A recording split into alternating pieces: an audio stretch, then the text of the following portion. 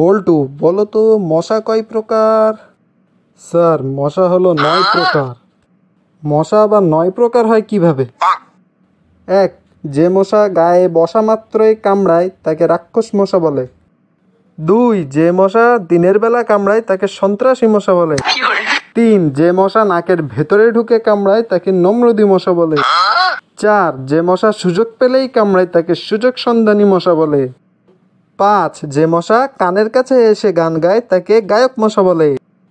ছয়, যে মশাকে থাপ্পড় দিলে ফাঁক দিয়ে চলে যায় তাকে গোল্লাছুট মশা বলে। সাত, যে মশা কামড় দিলে জ্বর হয় তাকে বিষাক্ত মশা বলে। আট, যে মশা মশারির ভেতরে ঢুকে কামড়ায় তাকে মূর্খ মশা বলে। নয়, যে মশা রক্ত খেয়ে উঠতে পারে না তাকে পেটুক মশা বলে। দোস্ত, আমার গার্লফ্রেন্ড তো মেডিকেলে ভর্তি হয়েছে। কি বলিস? সোনা মানবিক বিভাগে পড়তো।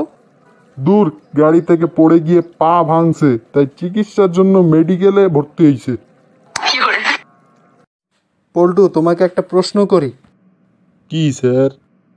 ধরো একটা ছাতার নিচে 10 জন দাঁড়িয়ে আছে, কজন ভিজবে?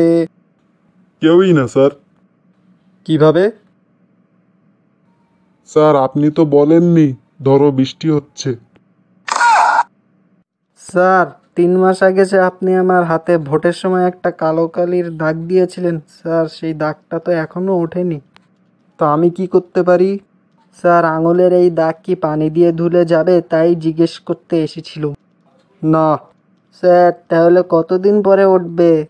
1 বছর পর যাবে। তাহলে এই কালি আমাকে একটু দেবেন? কেন? চুলে লাগাবো স্যার, আজকাল হেয়ার কালারগুলো 1 সপ্তাহের বেশি থাকে না। বাবা, আমার ওজন কত হবে? তা 25-30-এর হবে হয়তো। তাহলে তো আমার পড়ালেখা বুঝি গেল। পড়ালেখার সাথে ওজনের কি সম্পর্ক? অঙ্কের স্যার বলেছেন 1 মণ না হলে পড়ালেখা হয় না। সবাইকে জানাই ঈদ মোবারক। আমাদের পাশে থাকার জন্য ধন্যবাদ।